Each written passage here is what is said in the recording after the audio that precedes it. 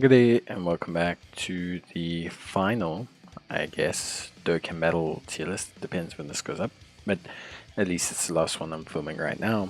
The final tier list for TUR EZA units. Now, I did TURs and it was very interesting.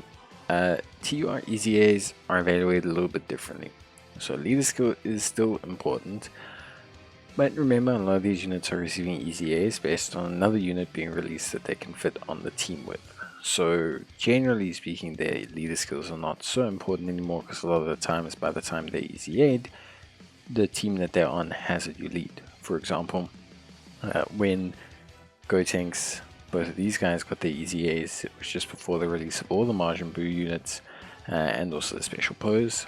For this Buu here, they're a great leader alternative to the Int Buu and now the Tech Buuhan, but generally speaking, they're not required to lead the team anymore. And that suits the case for pretty much all of these units. Now, functionally, we're looking for individual performance over anything else. We're including Super EZAs and EZAs into one because why not? We're already splitting TURs because there's so many. And obviously LRs were covered under LRs. So with this one, I'd like to knock a couple units out of the picture here. And I put them in here mainly to just give explanations for myself, but also just to kind of work my way into selecting the top 10 TUR EZAs. Also, I want people to understand that the gap between a unit here, for example, and here isn't huge. Just because one unit's above another doesn't necessarily mean that they're miles or streaks ahead. Sometimes it could even be about the same. Just from my personal experience and experience of using the unit, that's where I would put them. So let's knock out a couple from this bottom rack that I think shouldn't be here. So I'm gonna knock out my boy Int Broly. I think Int Broly's EZA was not at the same level as people wanted it to be. I think it was part of the reason why the worldwide celebration felt a bit flat, and I think they could have added in less conditional mechanics, or at least boosted the damage reduction a little bit to make the conditional mechanic not so necessary, and to make Broly more of just a flat replacement for the Tech Broly. So he's out. Still, I like him, but he's out. Kid Buu is a great support unit. Absolutely fantastic support unit. I think he is exceptional. I think he is really good. I think he is great for Martian Power. You need dupes in him, you need him link leveled. He's still going to take some damage on hits. He's a great floater defensively, but that's where he lies. Great unit, just not in the top 10, but great unit. Next, we need to eliminate, I think, two more. This is going to be slightly controversial, and I hope people can bear with me, because, whenever I do anything that's controversial, you always get the instant reaction. But I hope people can kind of get where I'm coming from, especially in regards to like some of these units and how they work. But basically, for me, so personally, I'm gonna have to take out Int Gotenks. I think Int Gotenks is really good. I think the Tech LR Gotenks actually elevates this guy big time. And it's between him and the Tech one, and I'm going to preface it like this. If you have Tech LR Gotenks, this guy falls out. If you don't have Tech LR Gotenks, this guy falls out. Because this guy can't link with Tech LR Gotenks, this guy can. So it's going to be up to you, but whichever way you slice and dice it, they're going to be probably at the bottom of the field. So that's where we'll leave them, and I'll probably just leave them both in for the sake of it. Now let's kind of start working our way up. So I think with these two guys here, I think the next would probably have to be Videl and Kefla. Functionally, they are the same thing to a certain degree. Both are reliant on evasion as their chief defensive mechanic. Both are extremely high volume damage dealers. And when I say extremely high, I mean very, very high. Kefla for me is less restrictive for her damage than Videl. She requires orbs, which functionally are technically easier to get because you have great units like Vados that make orbs. Videl is a weird unit in that you want her to evade but also get hit to really maximize her damage, and it's in that weird realm where she exists where functionally she has a caveat. So for me, they're both here, they both are the same, high volume damage dealers, evasion reliant, limited categories, but are both exceptional at what they do. Next, listen, also kind of a tie. And I don't see these guys a lot on people's lists. I don't know why. And I'm going to be honest here and say something that people aren't really going to like. Ultimate Gohan is not that great early on without giving him protection. Even with the 30% damage reduction, even with support on the rotation, if you ain't got dupes in him and you ain't got full defensive gear, he is not rocking it. Like, he's not hitting it hard, he's not going big, he's not, you know, manifesting a great performance. And yeah, to cut a long story short, he's not, for me, he doesn't feel as impactful as I'd want him to.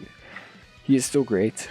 Majin Buu Saga continues to get buffs, but as the category continues to get buffs, with all this like really strong Gotenks and SS3 Gokus and Majin Vegetas now, I find he sometimes doesn't even fit on my team, which is really weird to say. I never thought I would say that, but Majin Buu Saga is getting so many buffs. Hybrid Sands, he still has a place for sure, but yeah, he's not out of the top 10 or like top rankings, but I think he's losing a little bit of value because of how flooded his categories are getting with strong units that just functionally are better. Like Tech Alar Gotenks for me is functionally a much better first slot unit for the Majin Buu Saga team than Gohan is. So it is one of those things. This Buu continues to be underrated by a lot of people. I don't know why. They're missing out, especially with the Buuhan, the tech Buuhan now, the physical Buuhan, the strength of the Majin Buu power team. This guy is 100% an excellent unit, without a doubt. Then we get into a lot of the easy A's and super easy A's that are way more recent. So, without breaking it down into too much, I'm going to put Frieza here. Also, probably something I'm going to get flack for. I think his damage is too conditional, and I think Wicked Bloodlines is not strong enough as a category. I don't think he fits on Planetary Destruction right now with the way that that's framed with a lot of Broly's, and I just think he's not functionally necessary for a lot of his teams. I've got him, I've got 2 dupes in him, I just don't feel the need to ever use him. I think he's great. I think there's moments where he truly shines to be a magnificent unit. When Wicked Bloodlines gets its next big buff, he could surge up a couple spaces for me. But he's definitely really, really good. He's really great. He has that strong defensive capability when you're in an emergency. And obviously I recognize that he's pretty good from that perspective. Next, I'm probably going to put the Broly. And I'm probably going to put Bojack here. So these two could even be the same, really. Even this Gohan, like, these guys all function the same. Bojack, great support till he transforms. Broly, excellent support. Gohan, excellent support. This guy's great for Planetary Destruction, Extreme teams. This guy's great for Super teams, Majin Buu, Kamehameha, Hybrid Sands. And this guy is great, obviously, for his Space Traveling Warriors, etc., etc. All three are super duper similar in function.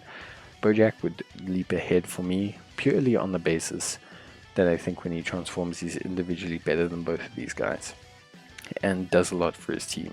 His issue is links, which is why I want to then push him back down. It's like a bit of a, like, they're all kind of like doing this depending on whatever gets released at any given time.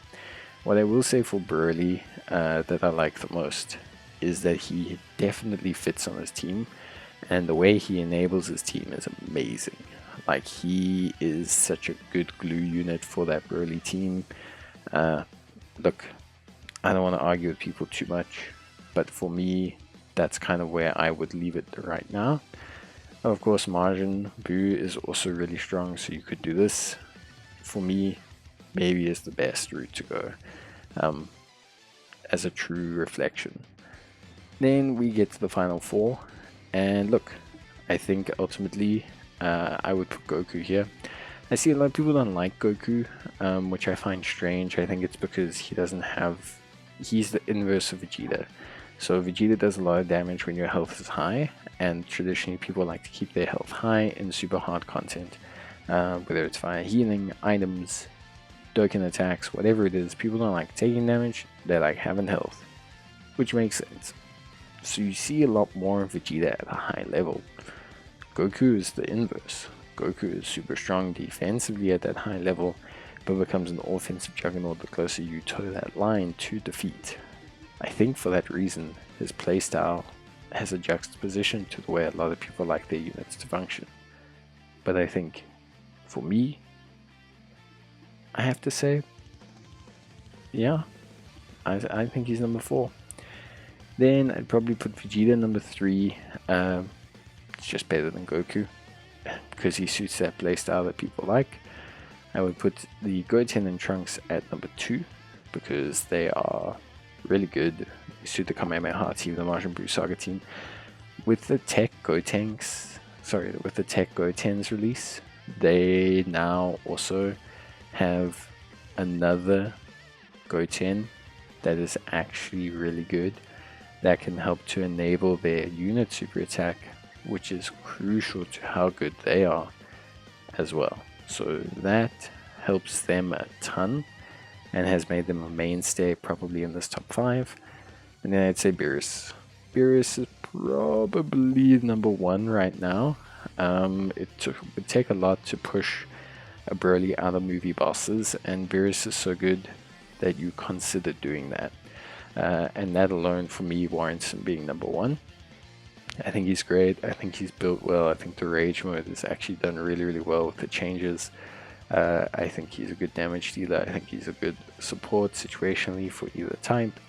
And yeah, just a cool unit. It's just cool to have a Beerus at top. But yeah, that's it.